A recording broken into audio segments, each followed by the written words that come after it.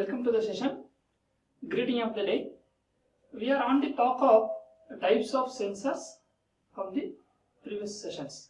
In this class, we are going to see about a piezoelectric sensor, of which a very important topic. Here we are using a piezoelectric SiO2 crystal, a quartz crystal, which is used as a for the piezoelectric effect, through which we are going to find the various task of positions, everything. So see, it contains a piezoelectric crystal material such as quartz. This is we are using widely here. This word you have already heard in the watches. At the bottom it is given as quartz. We'll see. Right? So on applications of force or pressure, what happens? The principle: a crystal is there here. A crystal is there. When a pressure is applied by ourselves, a force is given, it creates electric power at one side of both charges are splitted out here. Therefore, we can connect this at the two ends to get the charges out. So this is the principle we are going to use. So it's the same it is given here also. We will see one by one. So on the applications of force or pressure on this material of quartz, get stretched out or compressed. On applying the pressure, it is compressed, and we are releasing pressure, it is stretched out. So likewise, it continuously happens. So during this process, the charge over the material changes and it redistributes. How you see? Every material is having a positive and negative charges, on which every material is at a neutral state, that we know, is at the neutral state. So let us consider here, we have taken a 3 material of positive charges, and the 3 material of negative charges we have taken now. We have taken a quartz material of SiO2 it contains, or crystal of quartz crystal, and this is in the neutral state now. Now what we are doing, we are having a pressure over there, here, a compressor stage and stretching out. Due to these actions, this positives and these negatives switched over from its original position. So from here, it is the positive charges went in these positions. See, positive charges went a little bit downward or upward due to these compressive forces. And similarly, what happens to these negative ions?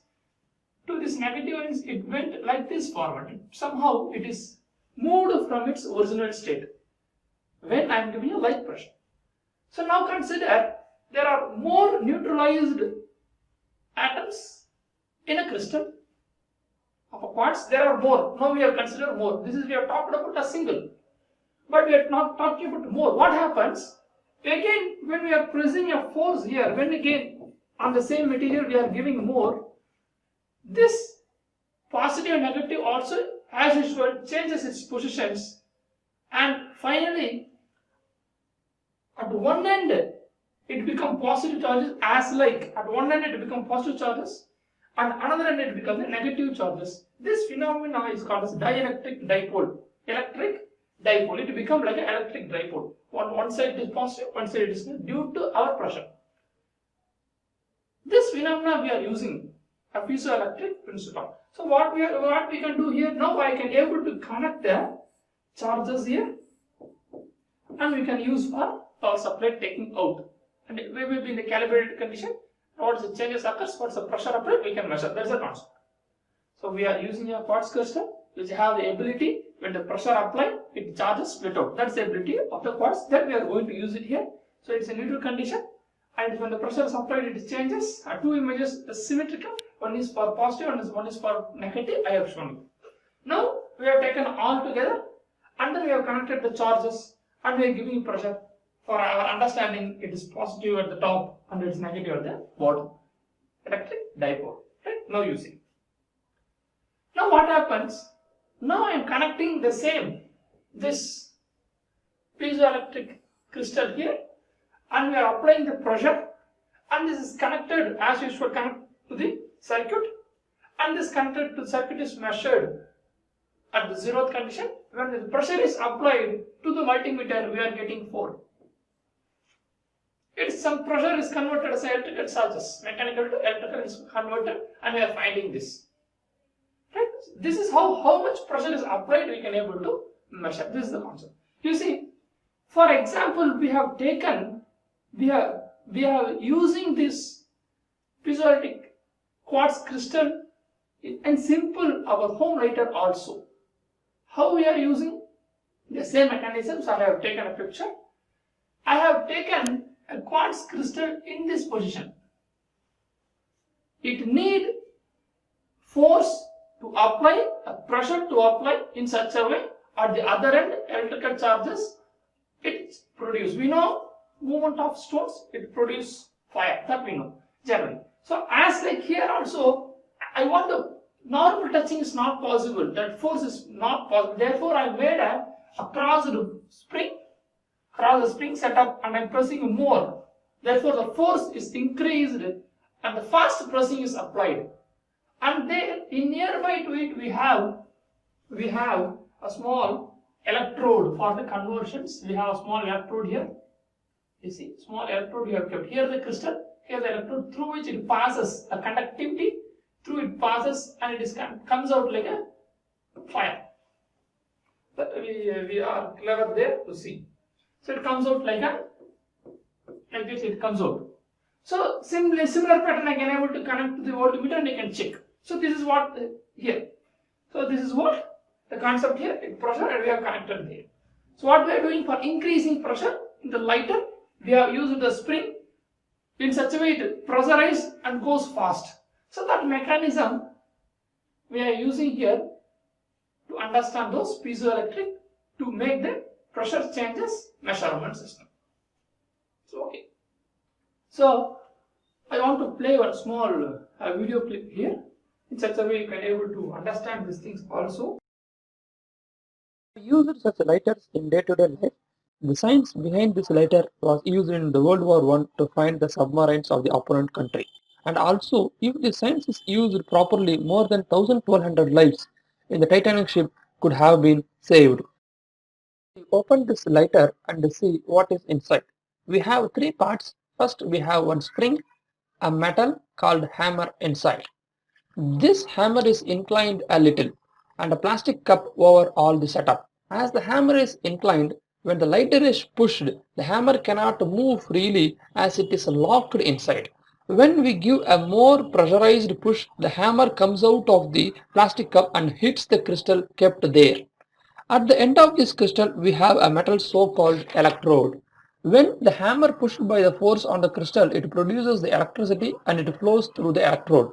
This following current tries the easiest path to flow out, and that the path is the metal case. When this happens between the electrode and the metal case, spark is generated. This crystal can produce 800 volt of electricity and produce a spark. That crystal is named as a quartz crystal. This character of the crystal is when a mechanical energy is given, it gives the electrical energy at the other end. How it works we see first. We know surrounding is made up of atoms. In solid, the atoms are tightly and aligned properly. This is called as crystalline solids. If the atoms are not aligned, we call those things as amorphous solids. The quartz is made up of silicon and oxygen. Its chemical formula is SiO2. In this, on silicon, the 4 electrons at the outermost shell will bond with the oxygen. But this silicon loses its electron, so proton become higher than that of electron in silicon and become a positive charged. Similarly, in oxygen, the outer shell receives the electron from the silicon. By this, oxygen gains a negative, and so the electron become highly of protons in oxygen and become negatively charged. In the crystal, positive and negative charge equally distributed and the crystal state is neutral. We have taken a small group of atoms. In this, the average position of positive charge is at center, and also the average position of negative charges are also at the center. Therefore, the average charge is in this total crystal is in neutral. Now, when a force is applied over the neutral crystal, the charge moves slightly up and down. That is, positive charge moves slightly up and negative charge moves slightly downwards. When this happens at a total crystal, all the charges, that is all the positive charges at one top side and all the negative charges is aligned at the another bottom side. This condition of charge separation we call as a electric dipole. If we connect these two ends of positive charges and negative charges, the electricity will happen. A piezoelectric crystal plate which is connected to a multimeter. When a press is applied, we see there is a change in voltage. This voltage is very less. If we need more power, then we should give more force over it. This is the reason we give more force to the hammer on the lighter. The quartz crystal produces electricity when it is pressed. It is found by Pierre Curie in 1880 and the effect is known as piezoelectric effect. When this electricity is passed over the piezoelectric crystal, works in reverse also. It is known as reverse piezoelectric effect. That is, when electricity is passed over the quartz crystal, it generates vibration and waves of sound with respect to the supplied electricity. By this, it can able to vibrate 20,000 times per second and produce the ultrasound. By using this ultrasound, we can able to find at what distance the object is available, and we name this as sonar. This sonar is found in 1906, but it is not used in 1912 Titanic accident. It is commercialized in 1914 World War. It used to find the opponent submarines at underwater by using this sonar. The ultrasound is passed through the water. If any obstacles crosses, it reflects back with respect to time of return signals. We find at what distance the submarines are. If the science is used properly, the Titanic accident could have been saved from the iceberg.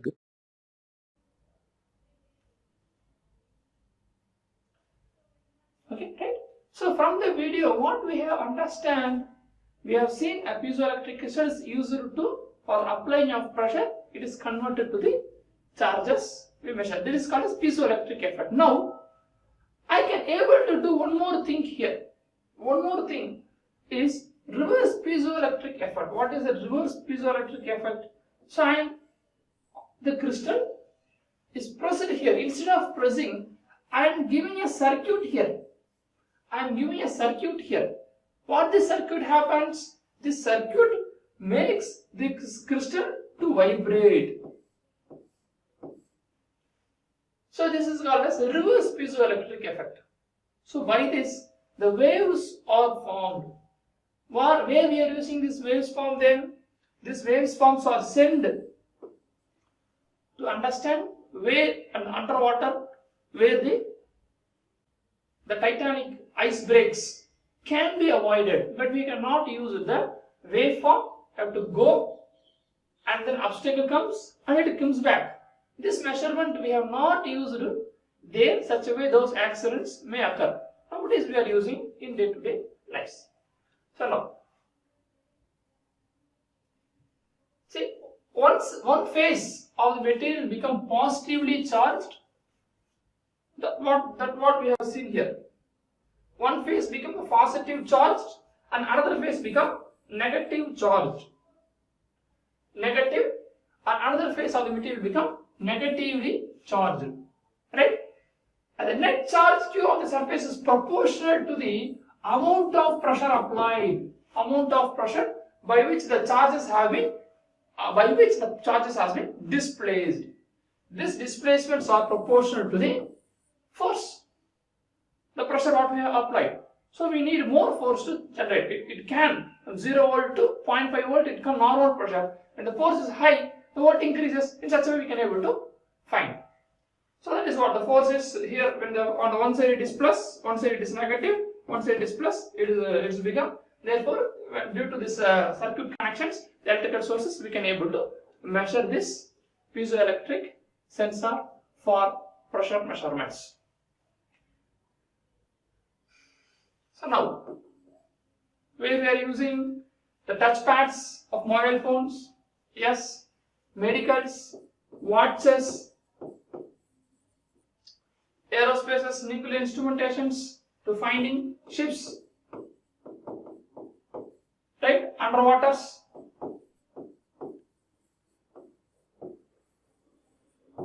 underwater measurements, right. So any waveforms, creation of a reverse piezoelectric,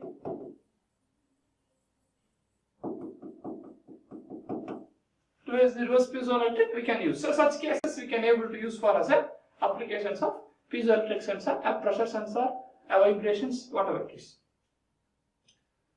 Now we move to the second one of a tactile sensor. It is also one of the pressure sensor. What we are using here, see, a tactile sensor is a particular form of pressure sensor, yes, and it is used to sense a pressure control of the contact of a fingertips, contact of a fingertip on a robot with an object. We see the picture.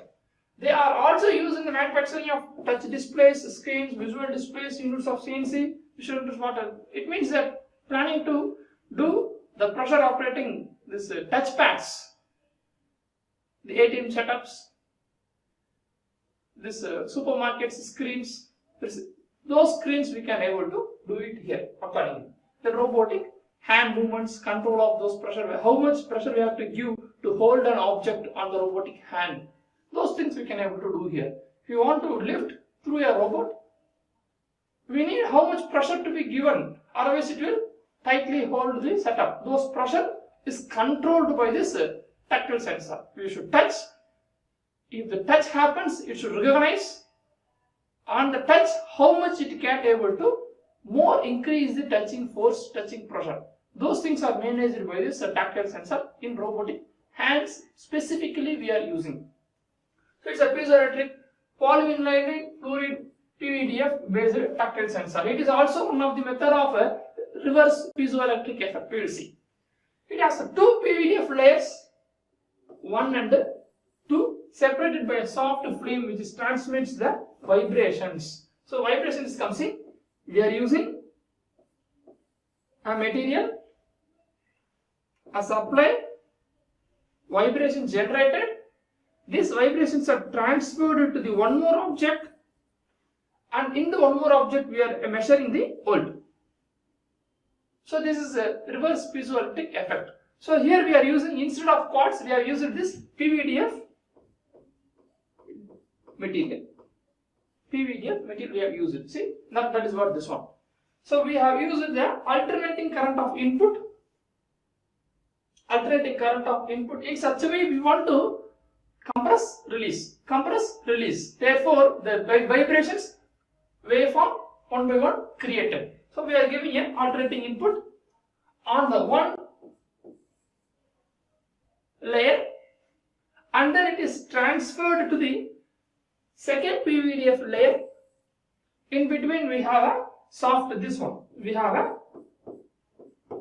soft material for the transfer. Right? On the other side we have taken the output. So how much vibration generated, how much pressure we are given, it is calibrated now. It is in the zero condition. Right now I am giving a force. It means I am giving a hand force. Now from the 5 volt, maybe a neutralizer calibrated 5 volt or 0 volt, the voltage increases. Then it is measured there. This measurement we can give how much pressure we have to give, whether a minute pressure to take object or more pressure to hold the object, that is monitored here. You see. That's it. So this is what the clarity I have given there. So this is the crystal. As usual, in the quartz, when the pressure applied, it is generated. But here, in the reverse format, when the circuit is closed, what happens there? When the circuit is closed, this creates the vibrations. This is again, it is measured. So that is what here we are doing. So we have taken 1, taken 2 and connected, and pressure applied, output we have taken. So alternating current is applied on the lower PVDF skin layers, which generates the vibrations due to generates a vibration due to reverse piezoelectric effect.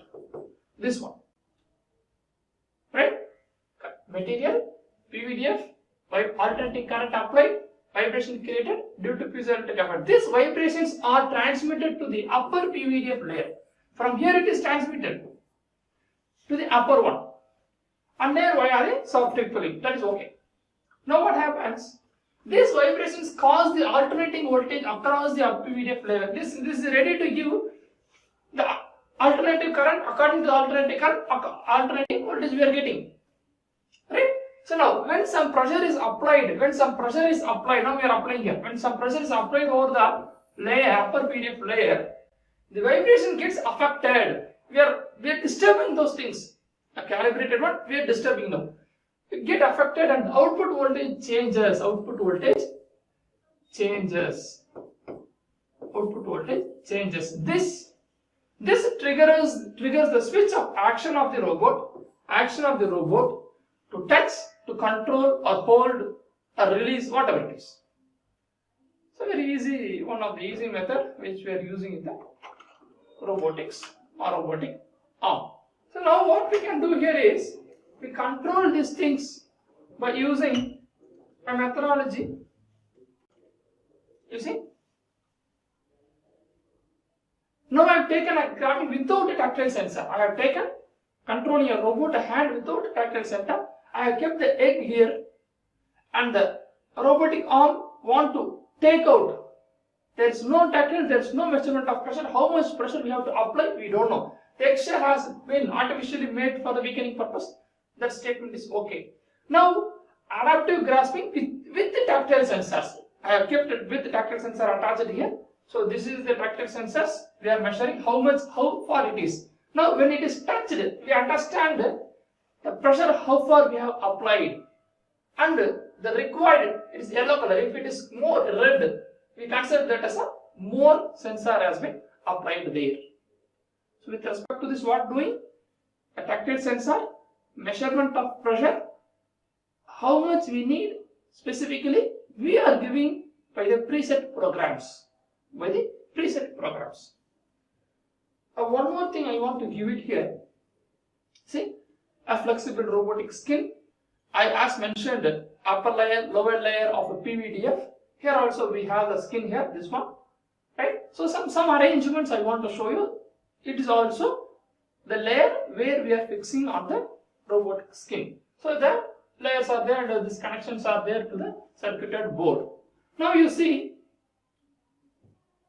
we have taken that PVDF layer and we have given the connections to the circuit in such a way we are going to check what happens there for when we are doing a pressure action, that we want to check it here. So this happens to make this flexibility of commands. We have connected the same to the construction for the demonstration in the computer. This is a plain screen.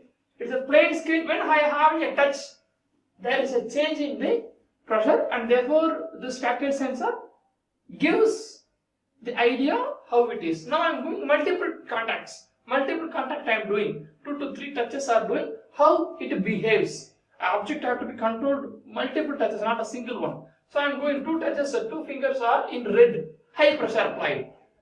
Lightly, some other change, blue, dark blue, red, like this. 2 sensors, I am releasing it, become a blue and it get released. See, blue, red, red, high pressure, light blue, low pressure. So such a way you can able to understand what's happening in the tactile sensor.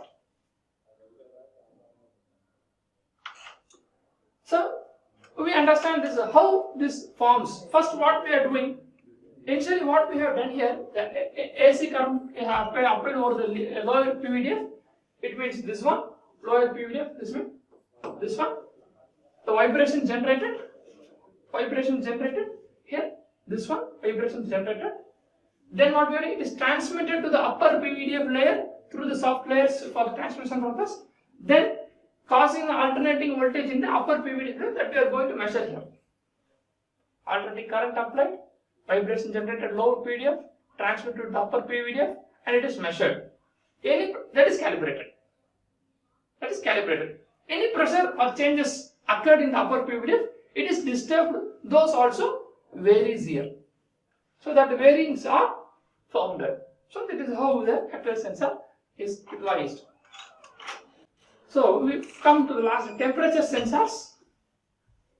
The temperature conveys the state of mechanical system in the terms of any contraction of solids, liquids or gaseous changes. How we using these cases. The temperature sensor such as a bimetallic strip. This is what we are going to see. Now, bimetallic strip or thermocouples, thermistors are widely used in monitoring of the manufacturing processes, casting, molding, metal cutting, that we know. It means we want to measure the temperature, how it happens, and we should control the system. We are here seeing first one example of bimetallic strip here. See, so in this strip we have two cases. It is used for thermal switch in the controlling of the temperature. We are using it as a thermal switch to on to off when temperature increase or decrease. So such cases we have to use. How we are using?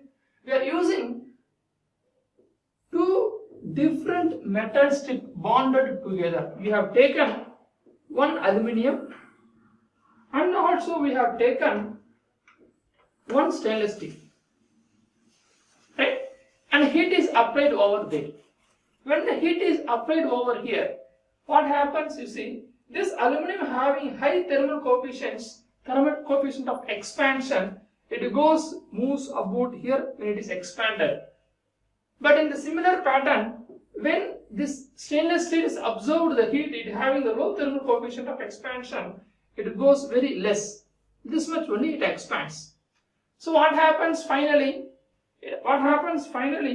You see, the thermal coefficient of expansion which is high and this thermal coefficient of expansion which is low, it goes like this. It goes like such format. Right? In this, we have taken a yellow which is having more wider spreading here. It's have more wider spreading here. Why?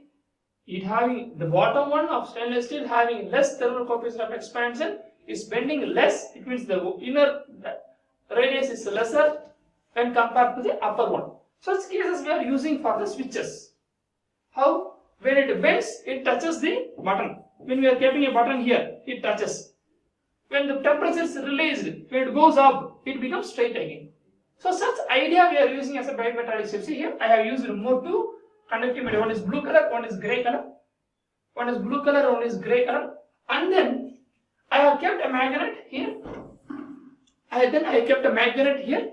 Therefore, this touches the sensor when it is bent. Or I don't want it is released, then it is switches on or off. Those conditions we are using. See, on heating, the strip bent into the curved strips with the metal with a high coefficient of expansion on the outside of the curve. So it bends like that. So this is an example I want to express you here. So you see, at a null position, here we have bimetallic strip. I have used the bimetallic strip here at a null position. When the temperature, it is temperature. When temperature is increased, bimetallic strip, this side SS, this is aluminum, which expands more as compared to the other end. So it moves. So switch has been opened up. So the same technology we are using, the same content has been utilized here. Where? In the iron box. Right? And this iron box has been connected when heated and it moves. Such a way we can able to control those action setup. So this is setup and the green color light pressure we are applying. So such cases. So the summary. We are on the discussions of types of sensors.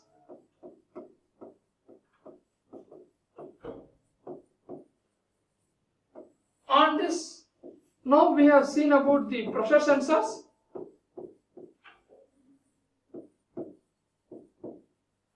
In this pressure sensors, we have seen about the piezoelectric,